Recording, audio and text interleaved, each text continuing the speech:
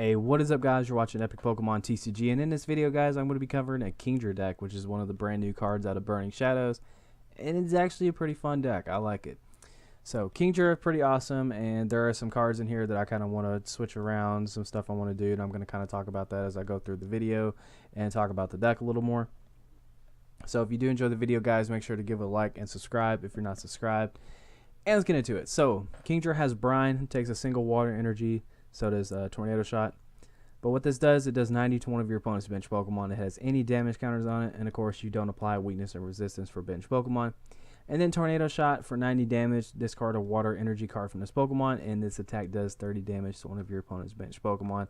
Again, you don't apply weakness or resistance. So yeah, that's pretty cool. Just takes a single water energy. It's a stage 2, does 140. Yes, the stage 2 is going to take a little longer to set up, but just the single water energy requirement for both attacks is pretty good. And I'm also pairing this up with Tapu Koko. Now, I'm not going to lie to you guys, I actually want to up the count of Tapu Koko in this deck because I think this card is really good with this Pokemon. I was really unsure about it when I was thinking about the deck before I even built it. I was like, I think the DCE and water energy is going to kind of get a little awkward at times, but it actually works out pretty well. Flying Flip with 20 to each of your opponent's Pokemon just kind of sets up Kingdra's attacks a little better. And so I definitely want to up this to 3, but as you guys can see at the bottom, I only have 2. But trust me, if there were 3 in here, I would definitely run those.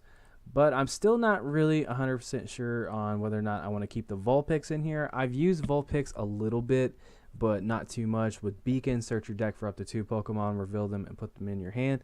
I kind of stole this from the Metagross deck idea because Beacon's a really good attack, especially you can just grab like a couple Seizure or something. I definitely need to run 3 of these. I don't know why that's not a thing in this deck.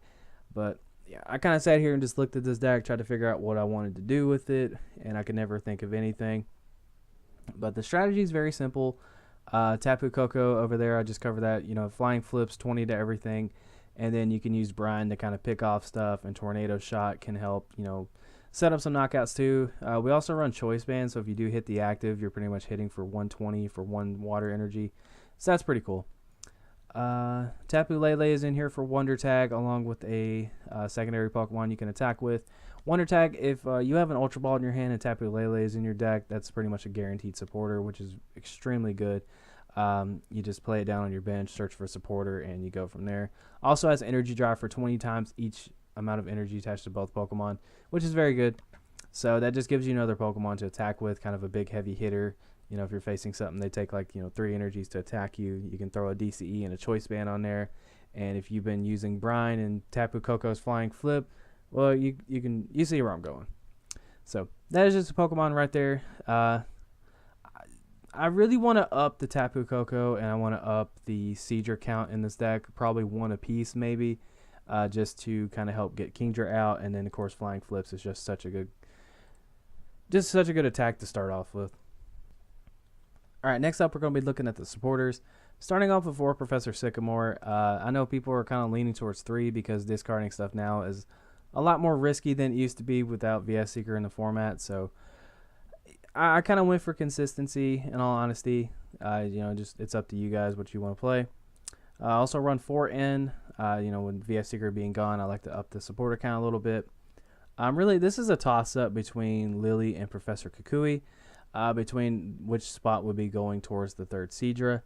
I'll let you guys make that decision. But Professor Kukui, I have used this card quite a bit to get key knockouts during games. But then again, I am a huge fanboy for Lily, and this card can be very good sometimes, so I don't know which one I want to do. But yeah, Professor Kukui can just give you 20 extra damage, and if you're short a knockout, that can help out a lot. So, you know, that's what I've been using it for. We also run a Skyled. This can fetch you out stuff like Rare Candy. It can fetch out Field Blowers. It can fetch out just all kinds of stuff, whatever you might need. Then we run 2 Guzman. I know some decks play 3, but this deck kind of picks off stuff. It doesn't necessarily need the 3, but you just switch your opponent's bench Pokemon with their active, and then if you do, you switch your active Pokemon with your bench Pokemon. So that's not too bad. And then we run an Acerola in here. Acerola is really good because it just allows you to pick up a Pokemon that's damaged, and with Kingdra only taking a single water energy, like in all honesty, all these Pokemon in here only take a single attachment, so that's just very good. It can allow you just to pick it up and just, you know, go from there. Like if you have a DCE on a Tapu Koko and you want it on a Tapu Lele or something, you can just pick it up, you know, and just go from there. But yeah, Acerola is just a very good card, very strong, and though it's annoying and I hate whenever people play it against me, it's good in here. Bridget, this is just an awesome combination with Tapu Lele. Allows you to grab 3 Horsey. And I went just extremely overkill. I wanted to make sure I get Horsies out as soon as possible, so I also threw in 2 Nest Ball. Pretty sure you guys probably were like, what the heck are you doing with the new, like the 2 Nest Ball in here? But that's why that's in here, just to get Horsies out as soon as possible. You can also search out for Tapu Koko and Vulpix. Don't grab Tapu Lele. Do not do that. Don't be that person. But we also run 3 Rare Candy in here. This is going to allow you to completely skip the Seadra evolution, go straight from Horsey to Kingdra. And with it, again, only taking 1 water energy, cannot stress that enough. That's not too bad. The switching card in here, along with the 2 Guzman, is going to be Escape Rope. And then 4 Ultra Ball, pretty self-explanatory there. 2 Fill Blower, just to discard some stuff. And then we got 3 Choice Band. Just allow you to hit a little harder. Tapu Koko can start hitting for 50 if it's hitting a GX or EX Pokemon, and then 20 to everything. Tapu Lele can hit a little harder, and of course Seadra, or Kingdra, excuse me, can hit a little harder. But yeah, let's see. Oh yeah, I missed something right here. Super Rod. This was a big one I wanted to talk about.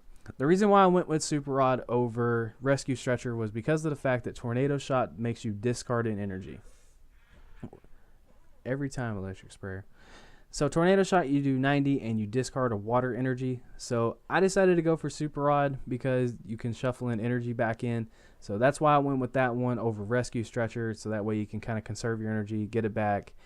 And I do play 8 of them. If you want to up it, you feel more comfortable playing more than 8, go for it. But that's just why I did that. And plus you can grab your Seadra line or just whatever you might need.